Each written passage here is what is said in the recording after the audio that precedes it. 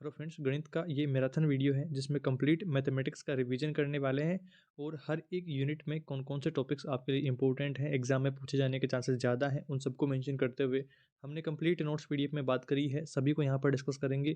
कौन सा यूनिट कितने नंबर का है उस बारे में बात करेंगे और कौन से टॉपिक्स आपको उस यूनिट में प्रॉपर पढ़ने हैं उन बारे में बात करेंगे, डिटेल में बात करेंगे और कोशिश करेंगे कम से कम समय में कंप्लीट पेपर को हम रिवाइज कर सकें, कंप्लीट मैथमेटिक्स को रिवाइज कर सकें। तो वीडियो को पूरा देखना है और चैनल पर नए हैं तो सब्सक्राइब कर लीजिए इसी तरह के इंपॉर्टेंट वीडियोस के लिए।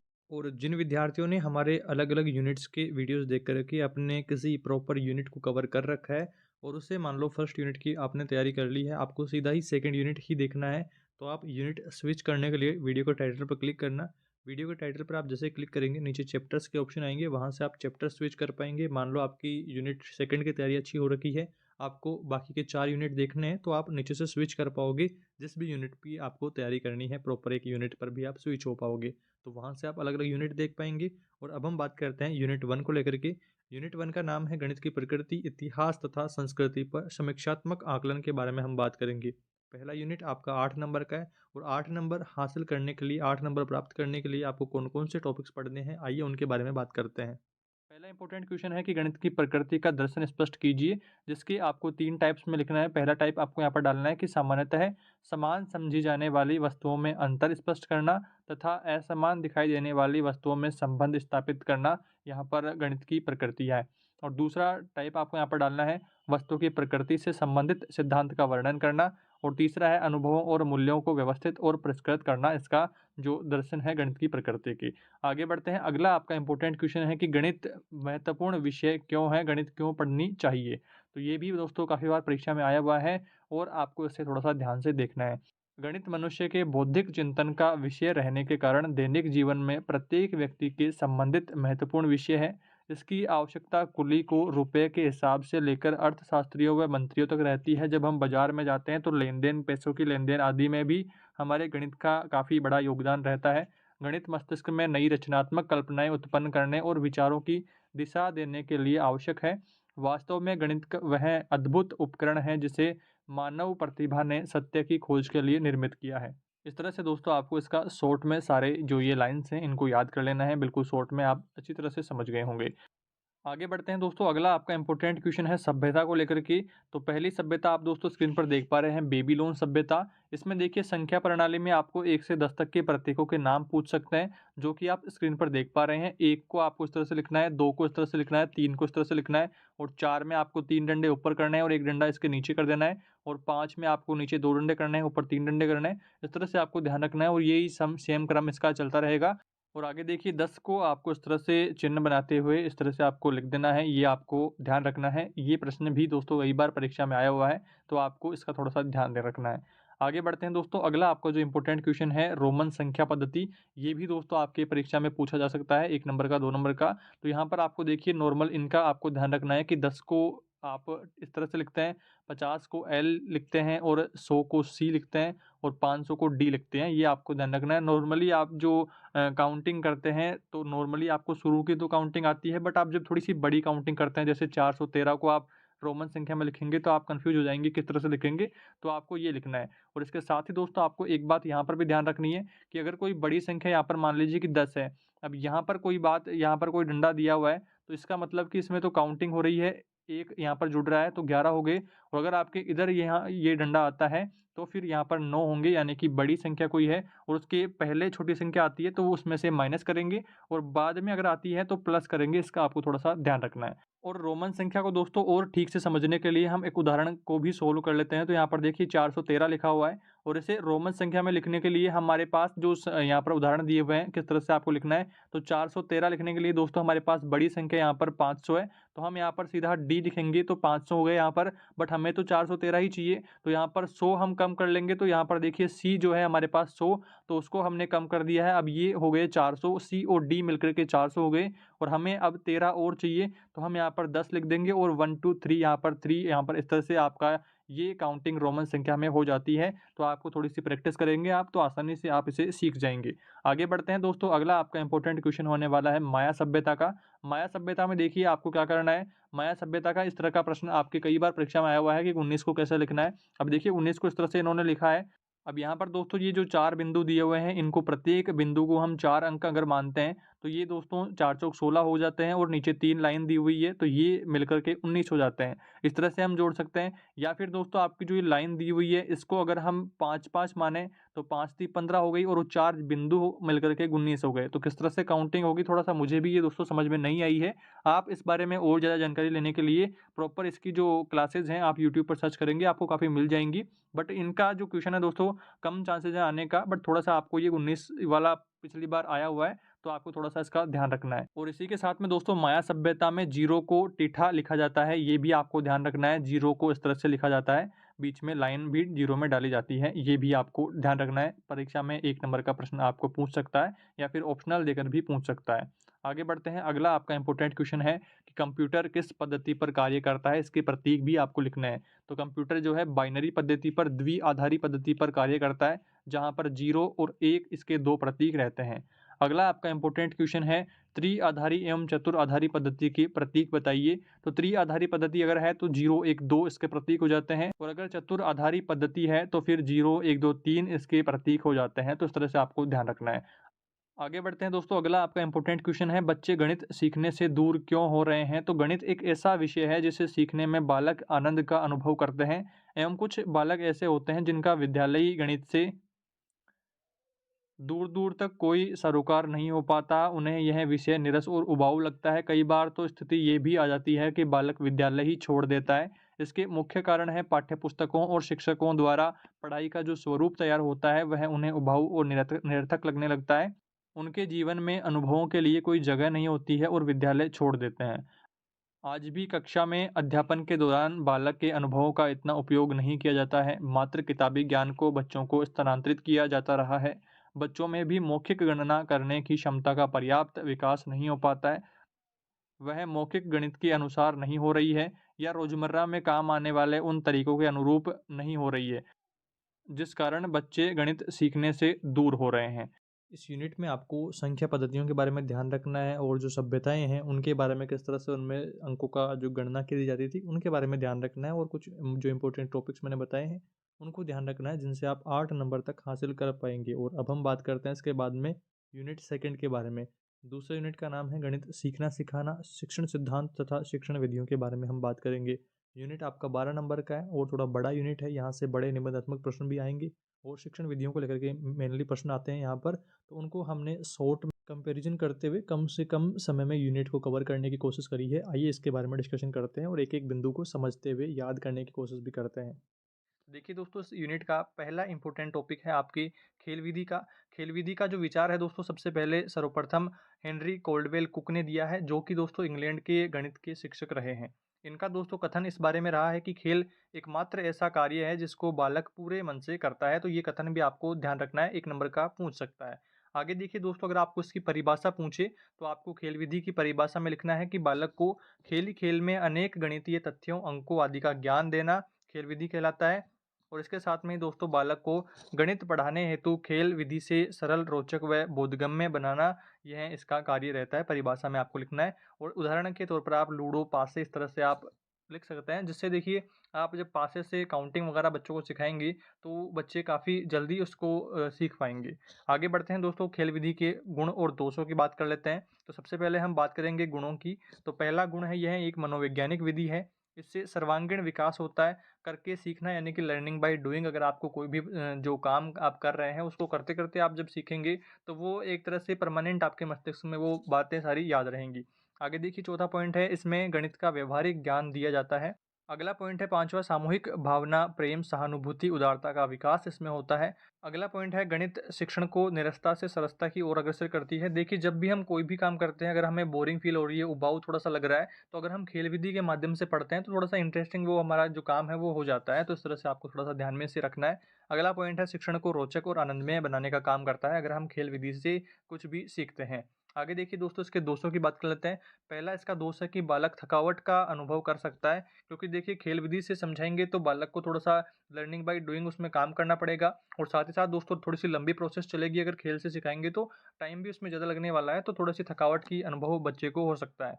सेकंड है यहाँ पर इस विधि से सभी विषय व प्रसंग नहीं पढ़ाए जा सकते हैं। कुछ ऐसे भी विषय हैं जो खेल विधि से नहीं सिखाए जा सकते हैं, तो वहाँ पर ये काम नहीं आने वाली है। अगला है इस विधि से व्यक्तिगत स्वार्थ व होड़ की भावना भी आ सकती है। चौथा पॉइंट है विद्यार्थी खेल में अधिक रुचि लेने से पढ़ाई पूरी नहीं कर पाते हैं। सारे दिन वो खेलों में ही बिजी रहेंगे तो पढ़ाई से दूर होते चले जाएंगे।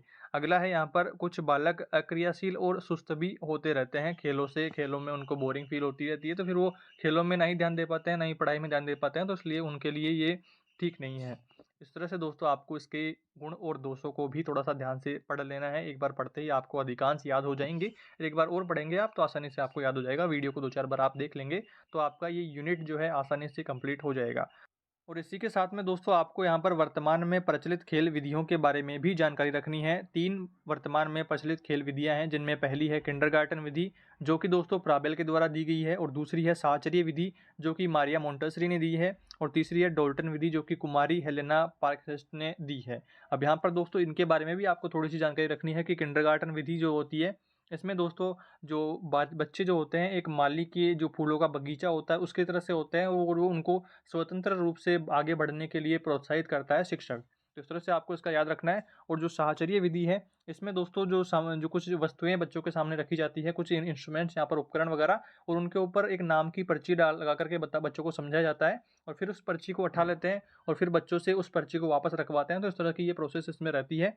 और अगली विधि है दोस्तों डाल्टन विधि। इसमें देखिए बच्चों को कुछ भी काम करने को नहीं कहा जाता है। सब कुछ बच्चा जो है अपने खुद की मर्जी से ही काम करता है। जो भी सब्जेक्ट उसे पढ़ना होता है सब कुछ अपनी मर्जी से करता है। तो थोड़ा सा इसके बारे में जानकारी आपको रखनी है।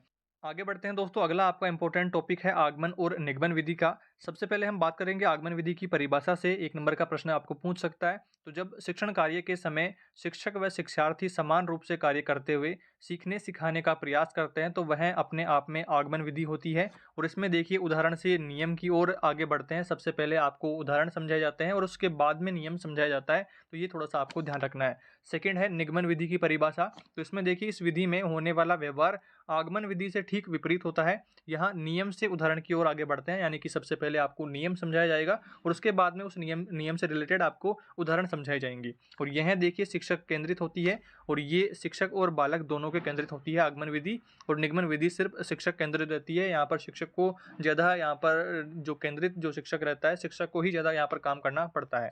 इस तरह परिभाषा के बाद दोस्तों हमें अंतर के बारे में भी जानकारी रखनी है कि आगमन विधि और निगमन विधि जो कि दोस्तों एक साथ पढ़ी जाती हैं, तो इनमें अंतर क्या रहता है। तो आगमन विधि का पहला अंतर है ज्ञात से अज्ञात की ओर जाती है, और निगमन विधि अज्ञात से ज्ञात की ओर जाती है। और आगमन विधि पूर्ण से अंश की ओर जाती है, और निगमन विधि अंश से पूर्ण की ओर पढ़ाई जाती है। और तीसरा पॉइंट है यहाँ पर मूर्त से अमूर्त की ओर आगमन विधि में, और निगमन विधि जो है अमूर्त से मूर्त की ओर अग्रसर रहती है। चौथा पॉइंट है विशिष्ट से सामान्य की ओर रहते हैं आगमन विधि में, और निगमन विधि में सामान्य से विशिष्ट की ओर रहते हैं। पांचवा पॉइंट है विश्लेषण से संश्लेषण की ओर आगमन विधि रहती है, और निगमन विधि संश्लेषण से विश्लेषण की ओर रहती है। यानी कि दोनों जो विधियां होती है आगमन और निगमन एक दूसरे के विपरीत रहती है। आपको एक विधि को ठीक तरीके से अगर आप याद कर लेते हैं तो दूसरी आपको अपने आप हो जाएगी। इस तरह से आपको याद करना है। दोनों में अंतर के बाद दोस्तों आगे बढ़ते हैं गुण और दोष की बात करेंगे। तो सबसे पहले हम बात करते हैं आगमन विधि के गुण और दोष के बारे में। तो आगमन विधि के गुण देखिए, यह एक मनोवैज्ञानिक विधि है। इसमें क्रियाशीलता बनी रहती है, यानी कि शिक्षक और शिक्षार्थी दोनों इसमें प्रॉपर काम करते हैं समान रूप से, तो क्रियाशीलता इसमें ठीक तरीके से बनी रहती है। और तीसरा है इसमें ज्ञान स्थायी रहता है, क्योंकि शिक्षक जो है बच्चों से भी उसमें काम करवाता है, बच्चों से भी उदाहरण हल करवाता है। तो ये थोड़ी सी लंबी प्रोसेस चलती है, तो बच्चों के ज्ञान स्थायी रहता है, बच्चों को ठीक तरीके से सारी कॉन्सेप्ट समझ में आ जाती है। चौथा पॉइंट है तर्क चिंतन, इसका विकास होता है। बच्चे भी थोड़ा सा अपना दिमाग लगा करके क्वेश्चन को सोल्व करने की प्रैक्टिस वहाँ पर करते रहते हैं। और दोष की बात कर लेते हैं। तो दोष देखिए, इसमें पहला दोष है समय अधिक खर्च होता है, क्योंकि देखिए आप खुद अब टीचर हो तो आप बच्चों को पढ़ा रहे हो, आपने कोई क्वेश्चन सोल्व करके बच्चों को समझा दिया, उसके बाद में बच्चे भी उस क्वेश्चन को सोल्व करके समझ रहे हैं, तो इसमें थोड़ी सी लंबी प्रोसेस इसमें चलेगी, तो ये टाइम ज़्यादा यहाँ पर खर्च होगा आपका। और सेकंड है यहाँ पर पाठ्यक्रम समय पर नहीं हो पाता है। पाठ्यक्रम देखिए टाइम ज़्यादा लगेगा तो समय पर पाठ्यक्रम नहीं हो पाएगा। अगला है प्रतिभाशाली बच्चों में निरस्ता आ जाती है, क्योंकि प्रतिभाशाली जो बच्चे होते हैं उनको शॉर्ट में समझना होता है, सिर्फ नियम समझना होता है। उसके बाद में वो उदाहरण तो वो खुद ही कर लेंगे। एक उदाहरण समझाने के बाद में उससे रिलेटेड जो जितने उदाहरण होंगे उनको बच्चे खुद ही आसानी से सोल्व कर पाएंगे। तो प्रतिभाशाली बच्चों में इसमें निरस्ता आती है, क्योंकि यहाँ पर देखिए शिक्षक और शिक्षार्थी समान रूप से कार्य करते हैं, और यहाँ पर जो शिक्षक होता है वो पहले उदाहरण बच्चों को समझाता है, उसके बाद में नियम बताता है, तो थोड़ी सी लंबी प्रोसेस चलती है। तो प्रतिभाशाली बच्चों में थोड़ी सी उबाऊपन यहाँ पर और निरस्ता यहाँ पर बच्चों में आ जाती है। इस तरह से आपको थोड़ा सा इसके बारे में ध्यान रखना है। आगे बढ़ते हैं, निगमन विधि के गुण और दोष जान लेते हैं। सबसे पहले गुणों की बात करते हैं तो पहला गुण है पाठ्यक्रम समय पर पूरा हो जाता है। तो निगमन विधि में देखिए आपने भी जाना है कि पहले नियम समझाया जाता है, उसके बाद में उदाहरण की ओर बढ़ते हैं। तो अगर आपको नियम ठीक तरीके से समझ में आ जाता है तो उदाहरण आप खुद भी सोल्व कर पाओगे। तो टीचर क्या करता है कि सबसे पहले नियम बच्चों को समझा देता है, उसके बाद में 1-2 उदाहरण करके समझा देता है। तो बाकी जो उदाहरण हैं वो बच्चे अपने आप एग्जाम्पल सारे सोल्व कर लेते हैं। तो इस तरह से कम समय में पाठ्यक्रम पूरा हो जाता है। और अगला देखिए, प्रतिभाशाली बच्चों के लिए यह विशेष रुचिकर रहता है, क्योंकि प्रतिभाशाली बच्चों को शॉर्ट में सिर्फ नियम समझना होता है और उसके बाद में उदाहरण तो वो खुद भी कर लेते हैं। पूरी प्रैक्टिस अगर नियम की ठीक तरीके से हो जाती है तो उदाहरण आसानी से वो सोल्व कर पाते हैं। अगले देखिए, परिणाम शीघ्र मिलता है। यहाँ पर नियम अगर बच्चों को समझ में आ जाता है तो फिर उदाहरण तो बच्चे खुद भी हल सोल्व कर लेंगे। तो यहाँ पर परिणाम इनको शीघ्र मिल जाते हैं। और दूसरी ओर देखिए, आगमन जो विधि होती है, यहाँ पर सबसे पहले उदाहरण समझा जाता है, फिर उसके बाद में अगर उदाहरण समझ में नहीं आता है तब भी दिक्कत है, और फिर नियम बाद में समझा जाता है तो फिर नियम भी समझ में नहीं आता तो फिर भी दिक्कत है। तो दोनों में इस कॉन्सेप्ट ठीक तरीके से नहीं बैठ पाती है। कुछ ऐसे जो विषय रहते हैं, कुछ ऐसे जो टॉपिक्स रहते हैं, उनमें आगमन विधि काम नहीं करती है, तो वहां पर निगमन विधि से काम चलाया जाता है। अब इसके दोष के बारे में बात कर लेता हूँ। पहला इसका दोष है अमनोवैज्ञानिक विधि है। दूसरा है प्रारंभिक कक्षाओं के लिए कम उपयोगी है, क्योंकि प्रारंभिक जो कक्षाएं होती है उनमें बच्चों को सबसे पहले एग्जाम्पल्स समझने होते हैं कि क्वेश्चन किस टाइप से सोल्व होगा, और उसके बाद में बच्चों को आसान जो सारी कॉन्सेप्ट क्लियर करवाते हुए बाद में नियम समझा जाता है कि इस नियम से ये क्वेश्चन सोल्व हुए हैं। अगला है ज्ञान अस्थायी यहाँ पर रहता है, क्योंकि नियम जब आप बच्चों को समझा देते हो तो यहाँ पर देखिए काफी सारे बच्चे ऐसे होते हैं जिनको नियम समझ में नहीं आ पाता है, तो फिर वो बाद की जो प्रोसेस रहती है उदाहरण सोल्व करने की, तो उसमें भी बच्चे ठीक तरीके से नहीं समझ पाते हैं। तो इसका जो ज्ञान है वो अस्थायी रहता है या कम समय के लिए रहता है। और इसमें देखिए, जो नियम अगर बच्चों को समझ में नहीं आएगा तो फिर उसमें रटने का दोष पाया जाएगा, बच्चे उसको रट रट कर याद करना शुरू कर देंगे। तो इस तरह से इसके दोष आपको थोड़े से ध्यान में रखने हैं। आगे बढ़ते हैं दोस्तों, अगला आपका इंपॉर्टेंट टॉपिक है विश्लेषण एवं संश्लेषण विधि, और इसमें हम विश्लेषण विधि पहले डिस्कस करेंगे। तो यहाँ पर देखिए, किसी समस्या को छोटे छोटे टुकड़ों के रूप में प्रस्तुत करना अथवा उस वस्तु या समस्या का विच्छेदन करना विश्लेषण विधि कहलाता है। विश्लेषण विधि में देखिए, कोई भी आप मैथ का क्वेश्चन सोल्व कर पा रहे हैं तो उसमें हम अगर टुकड़ों में क्वेश्चन को सोल्व करेंगे तो आपकी जो कॉन्सेप्ट है वो क्लियर होएगी और आप उस क्वेश्चन को ठीक तरीके से समझ पाएंगे। आपका जो क्वेश्चन को सोल्व करने के प्रति जो आपका ज्ञान है वो स्थायी यहाँ पर रहेगा। तो इस तरह से आपको इसको समझना है। गणित के प्रश्नों की जो जटिल समस्या है उसका सरलीकरण इसमें किया जाता है। इसमें बालक अन्वेक्षक के रूप में कार्य करता है। इसमें अज्ञात से ज्ञात की ओर तथा निष्कर्ष से अनुमान की ओर आगे बढ़ते हैं। आगे बढ़ते हैं दोस्तों, अब बात कर लेते हैं इसके गुणों और दोष के बारे में। तो सबसे पहले देखिए, गुणों की बात करते हैं तो पहला गुण है रटने की प्रवृत्ति जागृत नहीं होती है। अगर आपके सामने कोई भी समस्या है, उसको अगर आप कॉन्सेप्ट क्लियर करते हुए टुकड़ों में अगर आप सोल्व करते हो तो आपका जो ज्ञान स्थायी रहेगा और आप उस सारी कॉन्सेप्ट को क्लियर कर पाओगे, आसानी से सीख पाओगे। तो यहाँ पर रटने की जरूरत वहाँ पर नहीं पड़ेगी। अगला है नवीन समस्याओं के बारे में इसमें सोचा जाता है। और अगला है बौद्धिक विकास इसमें रहता है, सारी कॉन्सेप्ट आपकी क्लियर होती है, ज्ञान स्थायी यहाँ पर रहता है। और अगला है बालक को क्यों किया गया, ये यहाँ पर अगला स्टेप इसका ये क्यों रहा है। तो सारी अगर आप टुकड़ों में सीखोगे तो आपको क्यों किया गया है, इसका अगला स्टेप ये क्यों रहा है, तो सारी कॉन्सेप्ट क्लियर होगी। तो आप ठीक तरीके से सारी समस्याओं को सोल्व कर पाओगे और उसका ज्ञान आपकी स्थायी रहेगा। इस तरह से आपको इसके गुण ध्यान में रखने हैं। अब बात कर लेते हैं इसके दोषों के बारे में। पहला दोष है समस्या के समाधान में अधिक समय लगता है। कोई भी समस्या आपके सामने है, उसे आप टुकड़ों में सोल्व करते हो तो थोड़ी सी लंबी प्रोसेस चलेगी, तो आपको अधिक समय इसमें लगने वाला है। और छोटी कक्षाओं के लिए ये उपयोगी रहती है, क्योंकि छोटे बच्चों का ज़्यादा दिमाग काम उसमें नहीं करता है, ज़्यादा एक्टिव नहीं रहते हैं, तो फिर वो कॉन्सेप्ट अगर उनकी क्लियर नहीं हो पाती है तो फिर वो सीख नहीं पाते हैं। तो इसलिए बच्चों को यहाँ पर कॉन्सेप्ट क्लियर करते हुए सिखाया जाता है। तो विश्लेषण विधि बच्चों के लिए उपयोगी रहती है, ये आपको ध्यान रखना है। आगे देखिए, अगला इसमें प्रत्येक समस्या का समाधान इसके अंतर्गत संभव नहीं है, उसके लिए हमें संश्लेषण विधि की सहायता लेनी पड़ती है। आगे बढ़ते हैं, हम संश्लेषण विधि के बारे में जानते हैं। संश्लेषण विधि की परिभाषा में देखिए, आपको लिखना है खंडित समस्या को पुनः एकीकृत करके सम्मुख रखना। यहाँ पर वस्तु जिनको कि छोटे छोटे टुकड़ों में, छोटे छोटे भागों में विभाजित कर दिया गया हो, उन भागों को पुनः मिला करके अपने पूर्ण रूप में वापस परिवर्तित करते हैं। इसमें ज्ञात से अज्ञात की ओर और अनुमान के आधार पर निष्कर्ष तक पहुँचते हैं। इसके गुण और दोष की बात कर लेते हैं। तो इसमें देखिए, पहला गुण है बालकों को सहज रूप से समझ आ जाती है। इसके द्वारा समस्या का हल छोटे क्रम और सरल यहाँ पर रहते हैं। और दोष की बात कर लेते हैं, तो हर समस्या का समाधान इससे संभव नहीं है।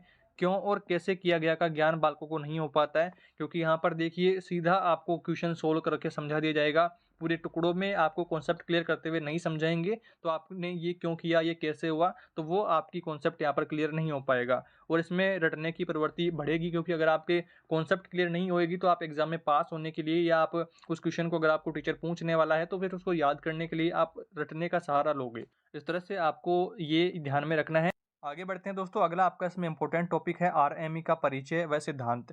आरएमई की फुल फॉर्म है realistic approach to mathematics education, यानी कि गणित शिक्षण की जो यथार्थवादी दृष्टिकोण है उसके बारे में यहाँ पर बात करी गई है। तो उसके बारे में आपको इस विधि के बारे में लिखना है कि यह गणित अधिगम की विधि है जिसे नीदरलैंड के प्रूडेंथल संस्थान ने विकसित किया। इसमें गणित के दो विचार यहाँ पर रखे गए हैं। पहला विचार है गणित को वास्तविकता से अवश्य जोड़ा जाए और दूसरा विचार है गणित एक क्रिया हो। इस तरह से आपको ध्यान रखना है। आगे बढ़ते हैं, इसमें आपको और थोड़ा सा ऐड करते हुए यहाँ पर लिखना है कि आरएमई विधि में वास्तविक जीवन की परिस्थितियों या एक प्रासंगिक समस्या को लेकर बच्चों को गणित के अधिगम की शुरुआत करते हैं। इसमें देखिए कुछ पॉइंट्स भी आपको ध्यान रखने हैं। पहला पॉइंट है प्रासंगिक परिस्थितियां व समस्या का उपयोग अधिगम में करते हैं। दूसरा है मॉडल का उपयोग करना यहाँ पर सिखाया जाता है। तीसरा है बालक द्वारा स्वयं के ज्ञान की रचना की जाती है। और चौथा पॉइंट है यह बाल केंद्रित अधिगम प्रक्रिया रहती है। इस तरह से दोस्तों आपको इस टॉपिक को क्लियर करना है। आगे बढ़ते हैं, अगला आपका इसमें इंपॉर्टेंट टॉपिक है प्रोग्रामिंग मॉडल या फिर सीखना।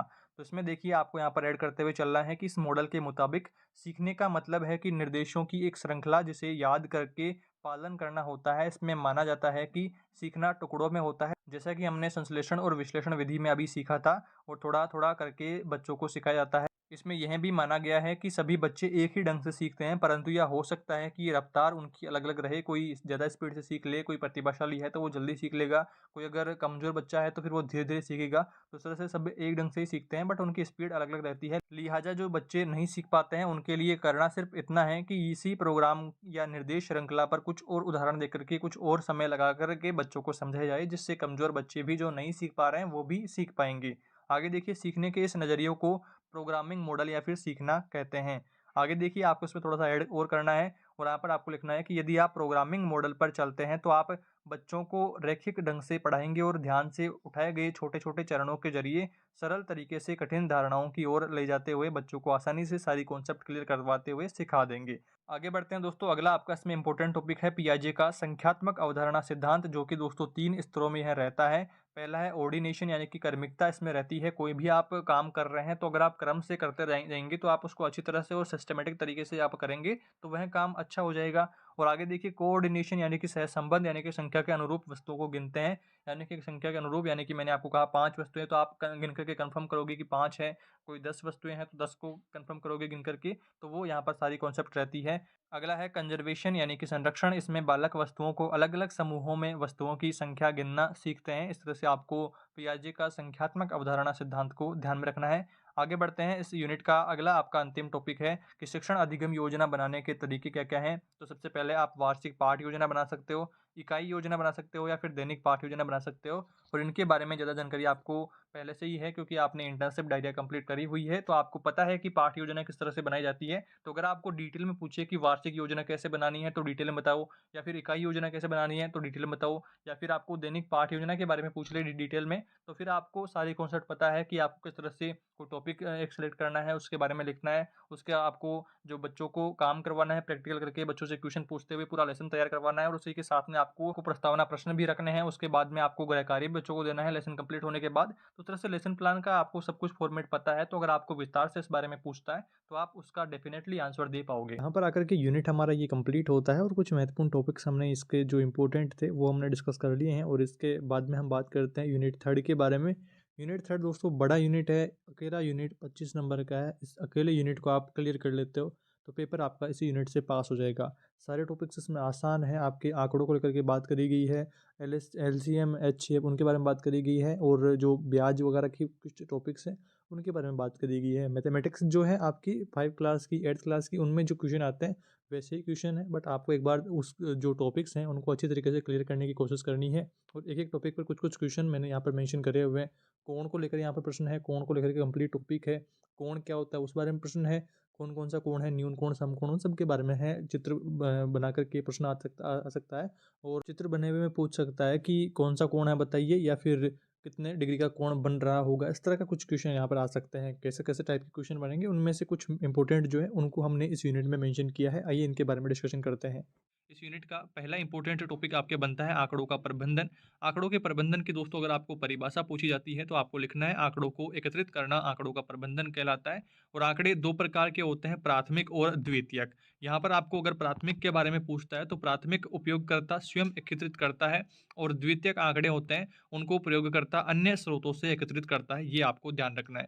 उसके बाद में दोस्तों अगला प्रश्न आपके आंकड़ों से ही आ सकता है कि आंकड़ों का महत्व क्या है। तो तुलना करना, गणना करना, भविष्यवाणी, घर का खर्च, घर का निर्माण, शासन प्रबंधन, बुद्धि परीक्षण आदि कार्यों में आंकड़ों का महत्व रहता है, ये आपको ध्यान रखना है। इसके बाद में दोस्तों अगला आपके आंकड़ों का सारणीयन टॉपिक आता है, जिसमें आपको सारणीयन की परिभाषा पूछी जा सकती है। तो यह एक ऐसी प्रक्रिया है जो प्राप्त आंकड़ों को क्रमबद्ध, बोधगम्य, सरल तथा स्पष्ट रूप से प्रस्तुत किया जाने का कार्य करती है आंकड़ों का सारणीयन में। और इसमें देखिए आपके प्रेक्षणों की संख्या होती है, बारंबारता और मिलान चिन्हों के माध्यम से सारणीयन के तौर पर यहाँ पर आंकड़ों को तैयार किया जाता है। आगे बढ़ते हैं, आगे देखिए आंकड़ों का प्रदर्शन किस प्रकार से करेंगे। तो देखिए कुछ विधियां हैं जिनसे आप आंकड़ों का प्रदर्शन करते हैं। पहला तो है चित्रालेख, आंकड़ों को चित्रों वस्तुओं के रूप में निरूपित करना, कुछ वस्तुओं के रूप में या कुछ चित्रों के रूप में मार्गदर्शित करते हुए चित्रालेख के तौर पर यहाँ पर आंकड़ों का प्रदर्शन करना। और दूसरा देखिए स्तंभ दंड आलेख, यहाँ पर आप चित्र में देख पा रहे हैं। यहाँ पर अगर आप समान चौड़ाई के स्तंभों के माध्यम से आप अगर आंकड़ों का प्रदर्शन यहाँ पर करते हैं, मान लीजिए कि पहले चरण में मेरे 10 आंकड़े आते हैं तो मैंने 10 तक के यहाँ पर मार्क कर दिया है, 20 आंकड़े आते हैं तो यहाँ कर दिया, अगर 30 आंकड़े आते हैं तो मैं इस तरह से कर दूंगा। तो ये यहाँ पर आंकड़ों का प्रदर्शन, आंकड़ों का आलेख यहाँ पर स्तंभ आलेख के माध्यम से हुआ है। और इसके बाद में दोस्तों आगे आपके आता है वृत्त आलेख। वृत्त आलेख में यहाँ पर आपको वृत्तीय रूप में प्रदर्शित करना होता है, जिसे पाई चार्ट भी कहा जाता है। इसमें देखिए आप यहाँ पर देख पा रहे हैं स्क्रीन में जिनके बारे में हमें पूछा गया है उनमें से हमें देखना है जिसकी जनसंख्या ज़्यादा है। यहाँ पर देखिए भैंस के बारे में है तो भैंस अगर ज़्यादा है तो बड़ा यहाँ पर है, गाय ज़्यादा है तो गाय का भी बड़ा है, मुर्गी कम है तो मुर्गी का छोटा यहाँ पर ब्रैकेट है। तो इस तरह से वृत्तीय रूप में यहाँ पर डाला जाता है। और यहाँ पर दोस्तों और किसी के बारे में भी पूछा जा सकता है, जैसे मान लीजिए कि मृदा में, तो मृदा में काली मृदा, दोमट मृदा, बालू मृदा, तो इस तरह से किसकी प्रतिशतता मात्रा ज़्यादा है तो वो उसके आधार पर ये जो चार्ट है वो बनाया जाता है। तो ये आपको ध्यान रखना है। इसके बाद में दोस्तों अगला आपके आता है रेखीय आलेख। आप स्क्रीन पर देख पा रहे हैं कि इस तरह से बिंदुओं के माध्यम से आपको इंगित करना है कि कितने आंकड़े आपको मिले हैं और उसके बाद में सभी बिंदुओं को एक रेखा के माध्यम से मिला देना है। तो ये आपका रेखीय आलेख तैयार हो जाता है।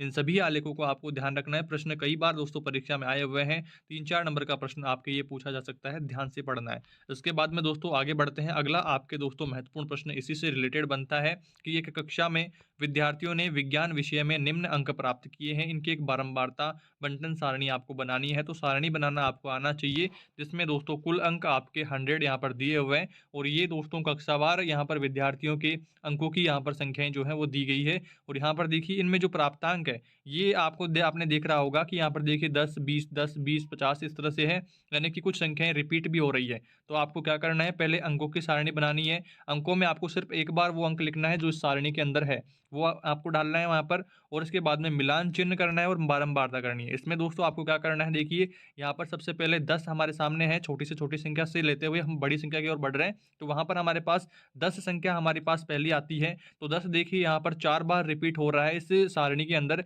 1 यहाँ पर हो रहा है, 2 यहाँ पर हो रहा है और यहाँ पर 3 है और इसके बाद में दोस्तों चौथा यहाँ पर है। तो ये 4 यहाँ पर 10 हो रहे हैं, तो यहाँ पर हमने 4 लाइनें लगा दी है और 4 यहाँ पर लिख दिया है। उसके बाद में देखिए 20 2 बार है और 50 अगर 6 बार है देखिए, तो यहाँ पर आपको 4 सीधी लाइन खींचते हुए और यहाँ पर 5 के लिए आप यहाँ पर आड़ी लाइन लगाएंगे और उसके बाद में 6 के लिए अलग से एक लाइन लगाएंगे। तो ये आपको इस तरह से कॉन्सेंट्रेट करते हुए ध्यान रखना है कि इस तरह से आपको 5 करना है और उसके बाद में 6 के लिए आगे किस तरह से बढ़ना है। कई बार यहाँ पर गलतियाँ हो जाती हैं, तो ये करते हुए दोस्तों बारंबारता का योग आपको यहाँ पर कर देना है, जो कि 20 यहाँ पर आ गया है। तो इस तरह से आपका इस क्वेश्चन को सोल्व करते हुए आपको कंप्लीट आंसर देना है। आगे बढ़ते हैं। इसके बाद में दोस्तों आपके अगला प्रश्न आता है भिन्न से रिलेटेड पूछा जा सकता है। भिन्न में देखिए हम ऊपर आपके अंश होता है, नीचे अंश हर होता है, इस तरह से आपको ध्यान रखना है। और ये 3 प्रकार के भिन्नों के प्रश्न आपके इंपॉर्टेंट रहते हैं, उचित भिन्न, अनुचित भिन्न और मिश्र भिन्न। ये आपको ध्यान रखना है। इसमें भी देखिए उचित भिन्न जिसका मान 1 से कम होता है उसे उचित भिन्न कहते हैं। एग्जाम्पल के तौर पर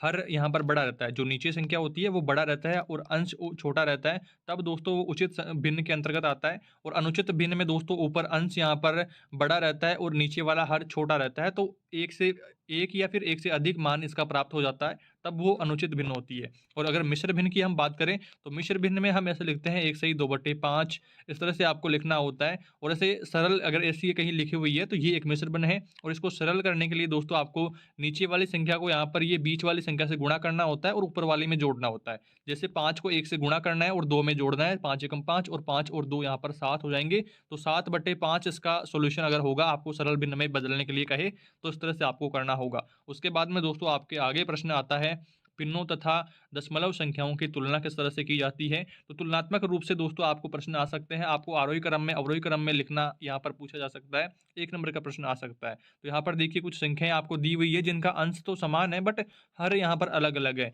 तो देखिए जिसका हर सबसे छोटा है वो दोस्तों सबसे बड़ी यहाँ पर रहेगी, और जिसका दोस्तों हर सबसे बड़ा है वो यहाँ पर सबसे छोटी रहेगी। यहाँ पर देखिए इसका सबसे बड़ा यहाँ पर है हर, और अंश छोटा है तो ये सबसे छोटी संख्या है। और यहाँ पर 15/7 के यहाँ पर हर छोटा है और अंश यहाँ पर बड़ा है तो ये सबसे बड़ी संख्या है। तो इस तरह से आपको ये भी ध्यान रखना है। उसके बाद में दोस्तों आपको भिन्नों का जोड़ना, घटाना, गुणा करना और भाग करना आना चाहिए। लघुत्तम लेते हुए आप जब सॉल्यूशन करते हैं तो आपको देखिए यहाँ पर एग्जाम्पल दिख रहे हैं, यहाँ पर एग्जाम्पल के तौर पर आप ठीक से समझ पाएंगे।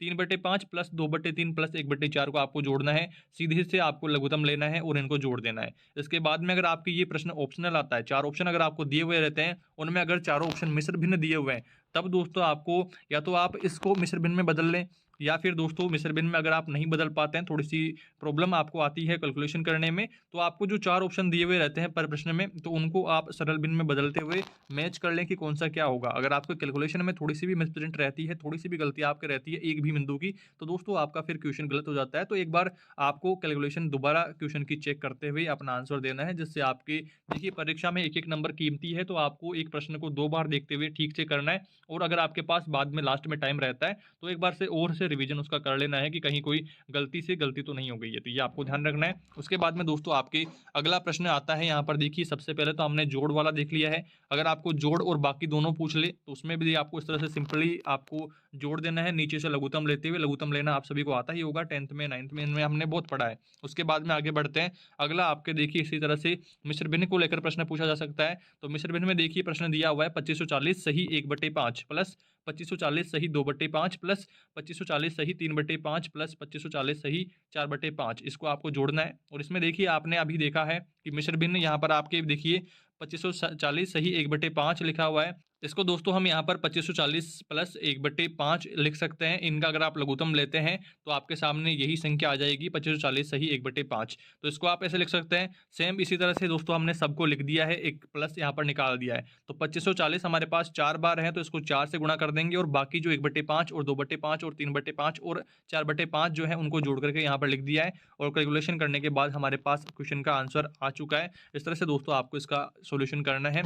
आगे बढ़ते हैं। अगला आपके दोस्तों प्रश्न है, वेरी इंपॉर्टेंट टॉपिक आपकी है, सरल टॉपिक है बट दोस्तों कई बार प्रश्न यहाँ से गलत हो जाता है। सिंपल प्रोसेस के होते हुए भी कुछ गलतियां ऐसी होती हैं जिनसे हमारा प्रश्न जो है आसान होते हुए भी गलत हो जाता है। तो आपको इसको थोड़ा सा ध्यान से देखना है। हर बार दोस्तों लगभग आ ही जाता है, इस बार भी पूरे चांसेस है आने की, एक बार आपको जरूर से देखना है। उसके में देखिए आपको सबसे पहले एलसीएम की परिभाषा ध्यान में रखनी है। वह छोटी से छोटी संख्या जिसमें दी गई संख्याओं का पूरा पूरा भाग जाए। और उसके बाद में एचसीएफ वह बड़ी से बड़ी संख्या जिसका दी गई संख्याओं में पूरा पूरा भाग जाए। बड़ी से बड़ी संख्या कौन सी में काम आएगी और छोटी से छोटी किस में काम आएगी, ये आपको ध्यान रखना है। उसके बाद में दोस्तों प्रश्न आप उदाहरण एक देख लीजिए। इसका उदाहरण में देखिए आपको करना है 25, 36, 40, 60 और 100 का आपको एलसीएम और एचसीएफ ज्ञात करना है। सबसे पहले आपको देखिए कई बार क्या करते हैं हम पूरा एक साथ यहाँ पर गुणनखंड करते हुए करते हैं बट उसमें गलतियां होने के चांसेस रहते हैं। तो आपको क्या करना है, सभी के अलग अलग यहाँ पर गुणनखंड निकालते हुए आपको इस तरह से सारणी की तरह तैयार कर लेना है इनको। और फिर दोस्तों आपको क्या करना है, देखिए एलसीएम ज्ञात करने के लिए जो इनमें सबसे ज्यादा बार आया है उसको आपको देखना है। देखिए सारणी में आप किस तरह से देखेंगे, तो यहाँ पर देखिए 2 और 3 और 5 हमारे पास 3 संख्याएं पूरी सारणी में है। और तीनों के गुणनखंड में देखिए आपके पास जिस भी लाइन में दोस्तों उस संख्या की ज्यादा मात्रा है, जिस किस लाइन में ज्यादा है, तो यहाँ पर देखिए 3, यहाँ पर 2 है और सब में 2-2 बार 2 है। तो यहाँ पर आपको 2 की पावर 3 करनी है। और अगर आप 3 की तरफ देखते हैं तो 3 सिर्फ यहाँ पर दूसरी लाइन में 2 बार है और सभी में 1-1 बार है। तो यहाँ पर आपको 3 की पावर 2 करनी है। उसके बाद में अगर आप 5 की तरफ देखते हैं तो 5 दोस्तों लास्ट वाली लाइन में 2 बार है और बाकी सभी में 1 बार है। तो यहाँ पर 5 की पावर 2 लगानी है, मतलब कि सबकी हाईएस्ट पावर आपको लगानी होती है। उसके बाद में आपको इसका कैलकुलेशन कर देना है और आपका आंसर आ जाएगा। और उसमें एचसीएफ ज्ञात करने के लिए दोस्तों आपको देखना होगा इसमें कॉमन कौन सा है। कॉमन के लिए देखिए आपको सबसे पहले 2 यहाँ पर सब में कॉमन है, उसके बाद में दूसरा 2 सब में कॉमन है और बाकी में कोई कॉमन नहीं है। तो यहाँ पर देखिए 2 गुणा 2 आपका इसका एचसीएफ रहेगा। तो इस तरह से आप इस सिंपल प्रोसेस से इनका एचसीएफ और एलसीएम ज्ञात कर सकते हो। कई बार दोस्तों उलझने आती है, आपको इतना ज़्यादा लेवल का प्रश्न नहीं पूछेगा, पर अगर पूछ लेता है तो आपकी थोड़ी-सी इसमें प्रैक्टिस चाहिए होती है, जिसमें आप रीट में आप तैयारी कर रहे हैं, तो उसमें आपका ये टॉपिक है, उसमें आप क्लियर कर लिया होगा। आगे बढ़ते हैं दोस्तों, अगला आपके महत्वपूर्ण टॉपिक है मापन और समय सारणी। इसका प्रश्न दोस्तों बहुत आसान रहता है, पर कैलकुलेशन में दोस्तों थोड़ी-सी गड़बड़ हो जाती है, तो पूरा प्रश्न गलत हो जाता है। देखिए, उदाहरण देखिए यहाँ पर 10 किलो 250 ग्राम माइनस 8 किलो 675 ग्राम को आपको यहाँ पर सोल्व करना है। तो देखिए किलो को आपको एक तरफ सोल्व करना है और ग्राम को एक तरफ सोल्व करना है। तो यहाँ पर सिंपली आपका आंसर आ जाएगा। और उसके बाद में आगे बढ़ते हैं। अगला आपके देखिए उदाहरण है 31 किलो 650 ग्राम को 18 से आपको गुणा करने का प्रश्न आ सकता है। तो यहाँ पर देखिए मान अलग हो सकता है, क्वेश्चन सेम भी आ सकता है, कोई भी भरोसा नहीं है एग्जामिनर कहाँ से प्रश्न आपको उठाए। बट आपको सारे जो टाइप्स मैं बता रहा हूँ उनको एक बार जरूर से कंटेस्ट करके जाना है, इन्हीं में से आपके प्रश्न आने वाला है। आगे देखिए आपको इसको सोल्व करने के लिए आपको ग्राम वाला अलग यहाँ पर सोल्व करना है और किलो वाला अलग करना है। तो देखिए 11,700 ग्राम आ गए हैं और 558 किलो आए हैं। तो इसमें देखिए आपके 11,700 किलो है, तो इसमें से किलो निकाल लेंगे तो 11 किलो यहाँ से आ जाएगा और 700 ग्राम यहाँ पर बचेगा। तो 11 को इसमें जोड़ेंगे तो 569 किलो और 700 ग्राम यहाँ पर रहेंगे। पर कई बार दोस्तों यहाँ पे कैलकुलेशन में गलतियां हो जाती है कि ग्राम में किलो, ग्राम को किलो में कैसे बदलेंगे, किलो को ग्राम में कैसे बदलेंगे। तो ये आपको ध्यान में रखना है। तो ठीक आराम से आप सोच समझ करके कैलकुलेशन करते हैं तो आपका प्रश्न 100% यहाँ पर सही होता है। उसके बाद में दोस्तों आगे बढ़ते हैं। अगला आपका महत्वपूर्ण प्रश्न है, एक आयताकार बाग की लंबाई 15 सेंटीमीटर व चौड़ाई 10 सेंटीमीटर है, तो आयताकार बाग का क्षेत्रफल ज्ञात करो। तो इसमें देखिए आपको बाग का क्षेत्रफल का फॉर्मूला आयताकार है, तो आयत का क्षेत्रफल का फॉर्मूला लगाना है लंबाई गुणा चौड़ाई, और आपको लंबाई दे रखी है, चौड़ाई दे रखी है, गुणा कर देना है तो 150 सेंटीमीटर इसका आपका आंसर आ जाएगा। आयत, वर्ग, वृत्त, इनसे संबंधित आपको प्रश्न कई बार प्रश्न में आए हुए हैं। साथ ही साथ दोस्तों त्रिभुज भी आपको ध्यान रखना है। उसके बाद में दोस्तों आगे बढ़ते हैं। अगला आपके महत्वपूर्ण प्रश्न आ सकता है कि कमरे की लंबाई 6.5 मीटर है, चौड़ाई 3.5 मीटर है और ऊंचाई 3 मीटर है। दीवारों का क्षेत्रफल के प्रश्न दोस्तों कई बार रिपीट हुए हैं। तो यहाँ पर देखिए चारों दीवारों का क्षेत्रफल ज्ञात करने का फॉर्मूला है 2 गुणा ऊंचाई लंबाई प्लस चौड़ाई, आपको ध्यान रखना है। उसमें देखिए आपको सारे जो मान है वो तीनों मान दिए हुए हैं, लंबाई चौड़ाई और ऊंचाई तीनों दिया हुआ है। कैलकुलेशन करेंगे 60 वर्ग मीटर, यहाँ पर आपका आंसर इस तरह से आ जाएगा और आपका क्वेश्चन जो है सही हो जाएगा। उसके बाद में आगे बढ़ते हैं दोस्तों। अगला आपके क्वेश्चन है, एक बस उदयपुर में 4:30 पर रवाना होती है और 11 बजे रतलाम पहुंचती है। बस द्वारा उदयपुर से रतलाम तक की यात्रा करने में कितना समय लगा है, तो वो समय आपको ज्ञात करना है। इसके लिए दोस्तों आपको सबसे पहले यात्रा समाप्ति का समय ऊपर रखना है, यात्रा प्रारंभ का समय नीचे रखना है, घटाना है। और घटाने में देखिए आपको मिनट से मिनट घटाना है, घंटे से घंटा घटाना है। और यहाँ पर देखिए आप एक बात नोटिस कर पा रहे हैं कि ऊपर मिनट में 00 है और नीचे 30 है, तो यहाँ पर घटेगा नहीं। तो यहाँ पर घंटे से एक इधर लेंगे तो देखिए 1 घंटा को इधर मिनट में लेंगे तो वो 60 मिनट यहाँ पर होगा। तो यहाँ पर देखिए 1 घंटा इधर लेंगे तो यहाँ पर 0 की जगह 60 हो जाएगा, तो यहाँ पर 30 माइनस में बचेगा। नॉर्मली दोस्तों माइनस करते समय हम 1 इधर लेते हैं तो 1 ही यहाँ पर होता है और यहाँ पर 9 हो जाता है। तो इस तरह से आपको ध्यान रखना है कि घंटे में मिनट इधर बदलेंगे तो वहाँ पर 60 होगा, तो ये आपको ध्यान रखना है, तब आपका प्रश्न दोस्तों सही हो जाएगा। तो यहाँ पर देखिए कैलकुलेशन आप स्क्रीन पर देख पा रहे हैं, वीडियो को पॉज करके आप सारी कैलकुलेशन समझ लेना। 6 घंटे 30 मिनट आपका इसमें आंसर आ जाएगा।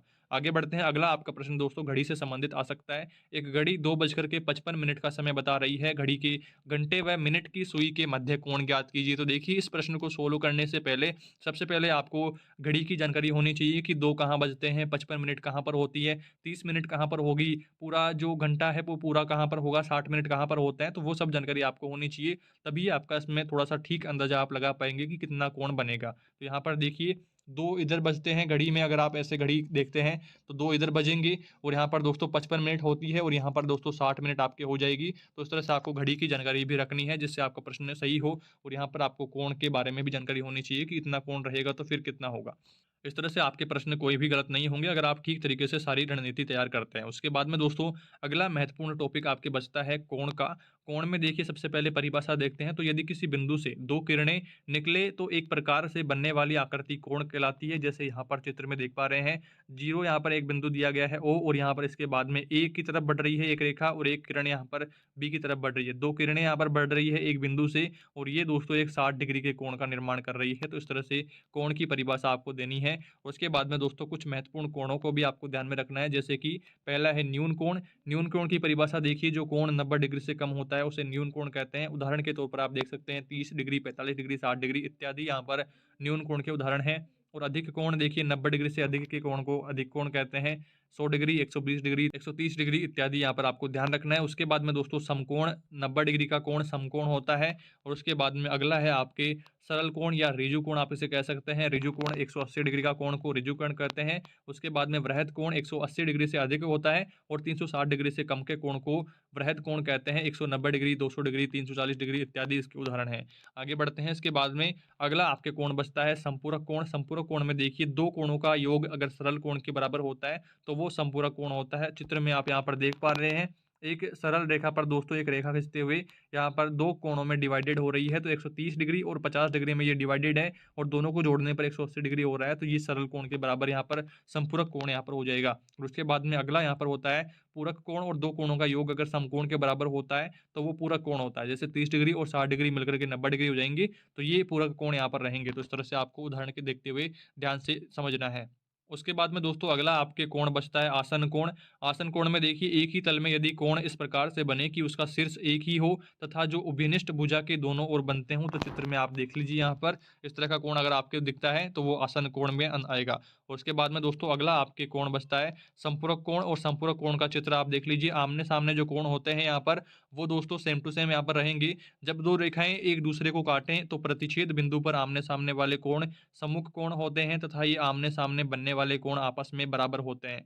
कोण आप देख लीजिए यहाँ पर चित्र में, इस तरह का कोण अगर आपको दिखता है तो वो आमने सामने बराबर रहेंगी। इसके बाद दोस्तों अंतिम टॉपिक आपके इस यूनिट में बचता है सरल ब्याज का। सरल ब्याज का फॉर्मूला आपको पता होना चाहिए, मूलधन गुणा दर गुणा समय बटे 100। ये फॉर्मूला आपको याद रखना है। और उसके बाद में उदाहरण देख लीजिए, 200 रुपये का 9% की दर से 2 वर्ष का आपको सरल ब्याज ज्ञात करना है। मूलधन आपको 200 रुपये दिया हुआ है, दर आपको 9% दी हुई है, समय आपके 2 वर्ष है और आपको सरल ब्याज ज्ञात करना है। छोटी सी कैलकुलेशन है और उसके बाद में आप अपना आंसर प्राप्त कर लेंगे। यहाँ पर आपने देखा कि भिन्नों को लेकर के प्रश्न थे, आपके प्रश्न थे कुछ टाइमिंग को लेकर के, और महत्वपूर्ण जो प्रश्न थे उनको लेकर के हमने इस वीडियो में कंप्लीट डिस्कशन किया है। हर एक बिंदु को समझने की पूरी कोशिश करी है। आई होप आपने ठीक तरीके से सारे बिंदुओं को समझ लिया है। और इसके बाद में अब हम बात करते हैं अगला यूनिट, यूनिट नंबर 4 के बारे में बात करेंगे, गणित शिक्षण सबके लिए।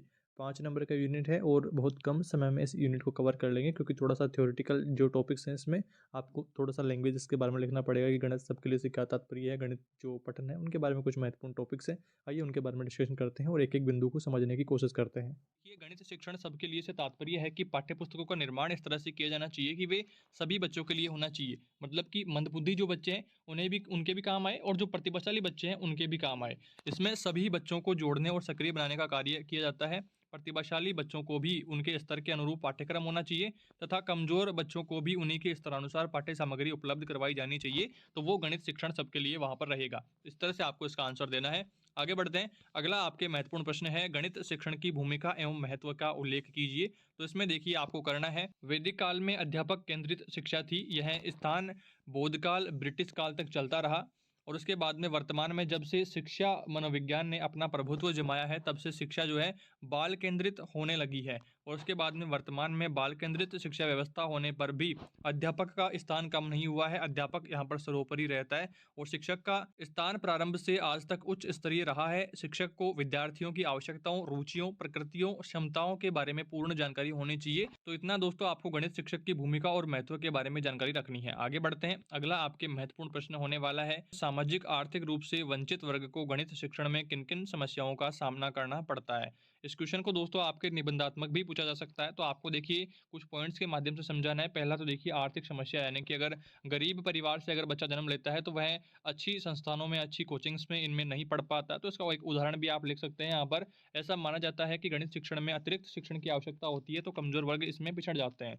और उसके बाद में अगला है सामाजिक कारण, सामाजिक रूप से वंचित परिवारों के बालकों में गणित के प्रति कठिन होने की धारणा। मतलब कि पूरे समाज में ही इस तरह की धारणा बनाई जाती है कि गणित कठिन रहता है, गणित को नहीं पढ़ना चाहिए। इस तरह की जो धारणाएं हैं पूरे समाज में बनी रहती है। तो ये सामाजिक कारण भी होता है जिसमें गणित पढ़ना बच्चा नहीं चाहता है। उसके बाद में अगला है आवश्यकताओं को नहीं समझ पाना। गणित का जो फ्यूचर है, गणित में कितना आपके स्कोप रहता है, वो नहीं समझ पाते हैं, तो फिर वो गणित नहीं लेते हैं।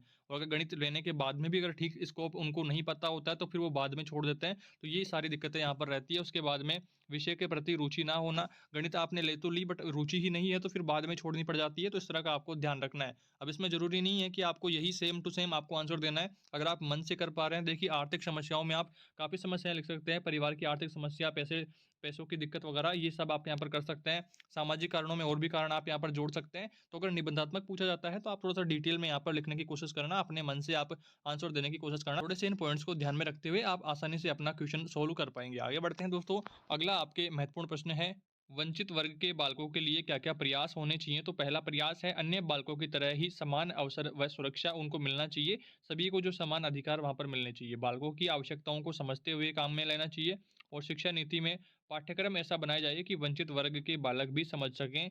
उसके बाद में चौथा पॉइंट है, प्रतिभाशाली बालकों को उन्हीं की आवश्यकता अनुसार पाठ्यक्रम मिलना चाहिए। और पांचवा पॉइंट है, गणित क्लब व प्रयोगशालाओं का निर्माण करना चाहिए। छठा है, वंचित वर्ग के लिए लाइब्रेरी आदि की सुविधा भी करवानी चाहिए। तो ये पॉइंट्स आपको ध्यान रखने हैं। आगे बढ़ते हैं दोस्तों, अगला आपकी महत्वपूर्ण प्रश्न है, भारत में विशेष आवश्यकता वाले बच्चों के संदर्भ में गणित शिक्षण की स्थिति का उल्लेख करते हुए आपको उपाय बताने हैं, अगर कुछ कमियां हैं तो उनके प्रति।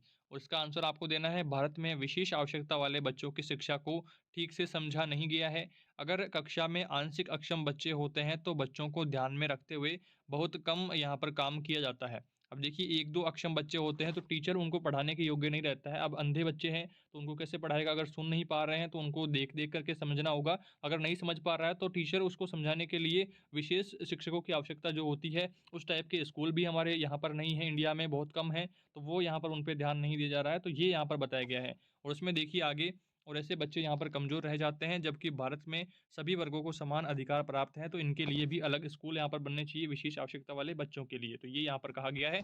अगर आप में देखिए कमियाँ आपको पूछता है तो आपको उपाय बताने हैं कि समान व्यवहार सभी बच्चों के साथ में किया जाना चाहिए। जितना आप नॉर्मल बच्चों को ठीक तरीके से पढ़ा रहे हैं, तो आपको जो विशेष आवश्यकता वाले बच्चे हैं, जो देख नहीं सकते, जो सुन नहीं सकते, तो उनको भी आपको उसी टाइप से, उसी माध्यम से आपको उन्हीं के लेवल में पढ़ाना है। और उसके बाद में उचित शिक्षण सामग्री उनके पास होनी चाहिए। यानी कि अगर वो देख नहीं पा रहा है तो वो पढ़ेगा कैसे? तो उसके लिए अलग ब्रेल लिपि, नेत्रहीनों के लिए जो ब्रेल लिपि जो शिक्षण सामग्री है वो उनको उपलब्ध करवानी चाहिए। और जो सुन नहीं सकता है तो उसके लिए फिर चित्रों के माध्यम से समझाया जाना चाहिए। तो इस तरह की यहाँ पर कार्य प्रणाली जो शैक्षिक सामग्रियाँ हैं उनको प्रस्तुत करवाना चाहिए। और उसमें देखिए आगे सहयोग व मार्गदर्शन उनको ठीक देना चाहिए, ताकि आपकी कोई भी दिक्कत ना रहे। अक्षम जो बच्चे हैं, जो विशेष आवश्यकता वाले बच्चे हैं, उनको भी ठीक यहाँ पर शिक्षा मिल सके। इस तरह से आपको इसका आंसर देना है। अगर निबंधात्मक पूछे तो आपको अपने मन से जोड़ते हुए बड़ा सारा आंसर यहाँ पर कर देना है। इसके बाद में दोस्तों आगे बढ़ते हैं, कुछ पॉइंट्स आपको इस यूनिट में ध्यान रखने हैं। पहला देखिए, आपके जॉन डीवी ने शिक्षा को त्रिमुखी प्रक्रिया बताया है, जिसमें अध्यापक, छात्र और पाठ्यक्रम तीनों शामिल होते हैं, और ये त्रिमुखी प्रक्रिया इस तरह से रहती है। उसके बाद में आपको ध्यान रखना है जेंडर और गणित शिक्षा। देखिए, जेंडर में आप लड़के लड़कियों का उदाहरण ले सकते हैं कि लड़कों को पढ़ने के लिए कहा जाता है और लड़कियों को कुछ क्लास पढ़ा करके ही रोक लिया जाता है। कई जगह पर तो लड़कियों को बिल्कुल भी नहीं पढ़ाते हैं। तो वो आपको यहाँ पर जेंडर में और गणित में, यहाँ पर शिक्षा में आपको यहाँ पर संबंध बताते हुए आप आंसर लिख पाएंगे। जेंडर में किस तरह से भेदभाव यहाँ पर रहता है, और गणित शिक्षण यहाँ पर देखिए कमजोर वर्ग नहीं पढ़ पाता है। तो ये सब जानकारी दोस्तों आपको ऑलरेडी पता है, और अगर आपको ऐसा क्वेश्चन पूछा जाता है तो आप आसानी से उसका आंसर दे पाएंगे। इसीलिए दोस्तों सिर्फ हमने यहाँ पर एक पॉइंट के माध्यम से ही इसकी बात करी है, और उसके बाद में एनसीएफ 2005 आपके इस यूनिट में क्वेश्चन पूछे जाएंगे। तो इसका दोस्तों हमने डेडिकेटेड एक अलग से वीडियो बना रखा है, जिसका लिंक मैं आपको डिस्क्रिप्शन में प्रोवाइड करवा दूंगा।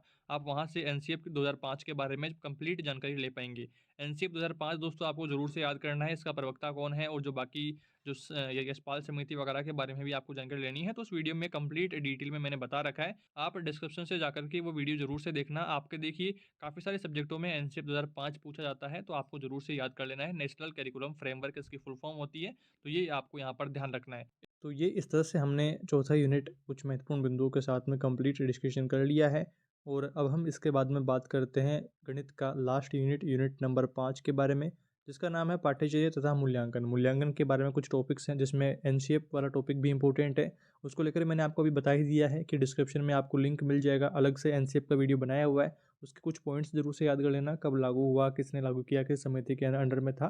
तो कुछ कुछ बिंदु आप उसके बारे में देख लीजिएगा, जो प्रश्न आता है तो फिर वो गलत आपका ना हो, तो उसके लिए आपको उसको देख लेना है। और इसके बाद में अब इस यूनिट में बात करते हैं पाठ्यचर्या तथा मूल्यांकन के बारे में। यूनिट आपका 10 नंबर का है, और 10 नंबर के लिए कौन कौन से टॉपिक्स आपको पढ़ने हैं, कौन से टॉपिक्स आपको याद करने हैं, आइए उनके बारे में डिस्कशन करते हैं। पहला इंपॉर्टेंट हम बात करते हैं मूल्यांकन को लेकर के।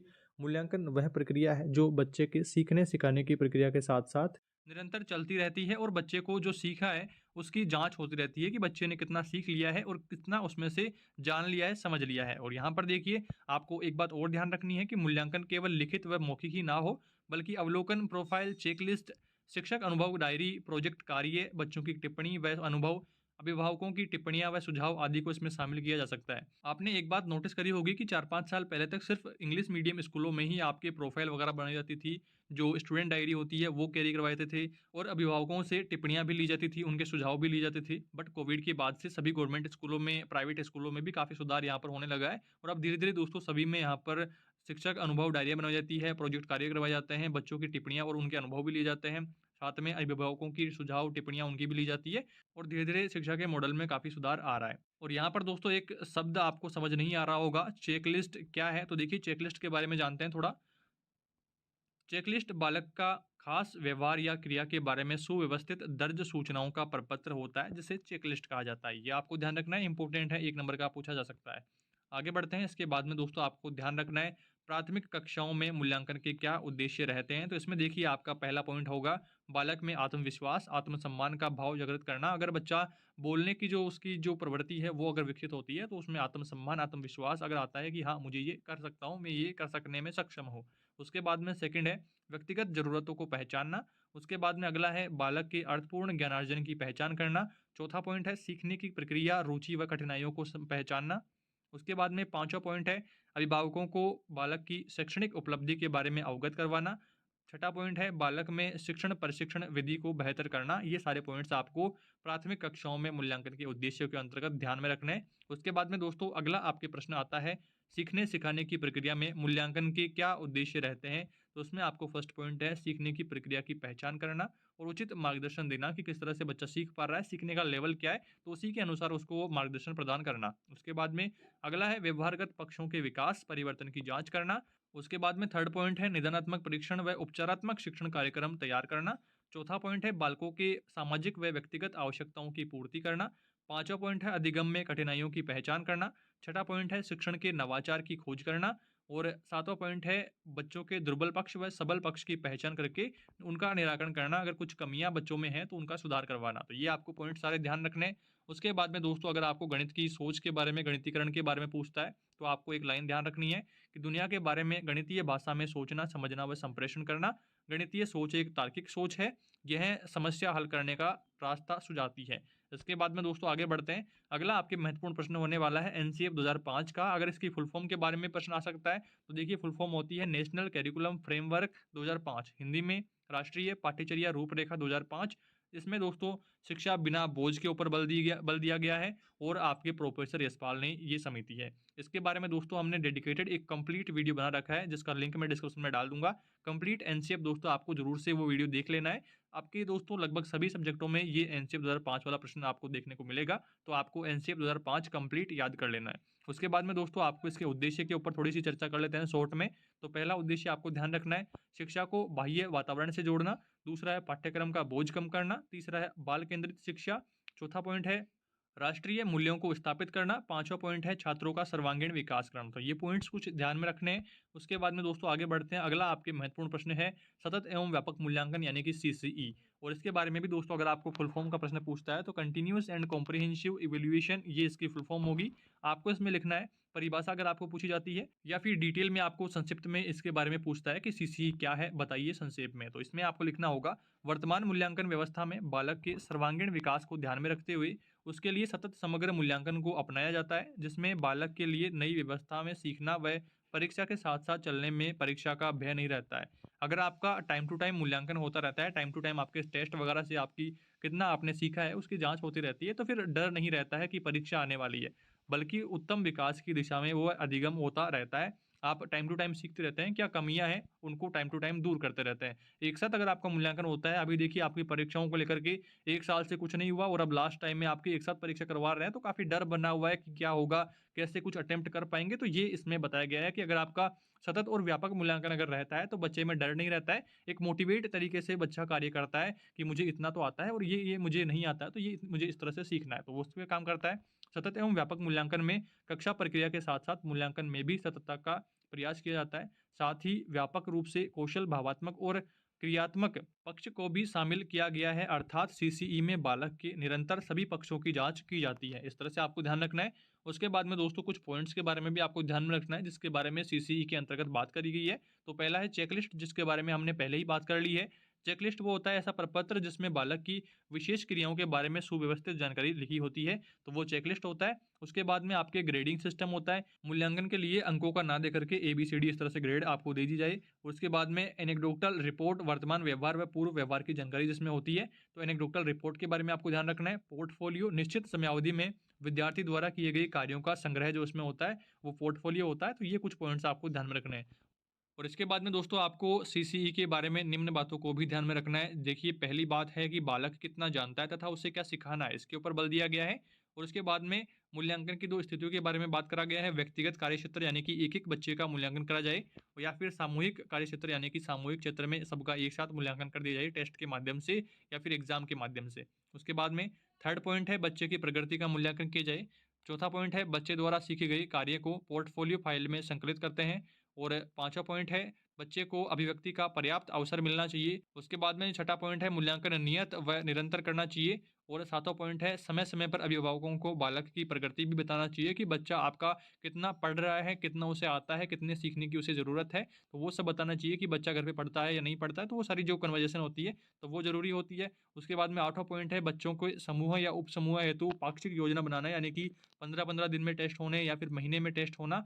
तो ये अगर रणनीति रहती है तो बच्चे का सतत और व्यापक मूल्यांकन रहता है, बच्चा निरंतर सीखता रहता है और अपनी कमियों को दूर करता रहता है। उसके बाद में दोस्तों आगे बढ़ते हैं। अगला आपका महत्वपूर्ण टॉपिक होने वाला है RTE 2009 में गणित शिक्षण के उद्देश्य क्या-क्या रहे हैं। तो देखिए, पहला आपकी 6 से 14 वर्ष के बालकों को शिक्षा सुनिश्चित करवाना, और कक्षा 1 से 8 तक के बालकों को निःशुल्क गुणवत्तापूर्ण शिक्षा देना। और तीसरा पॉइंट है बाल केंद्रित शिक्षा। और चौथा पॉइंट है भयमुक्त शिक्षा प्रणाली।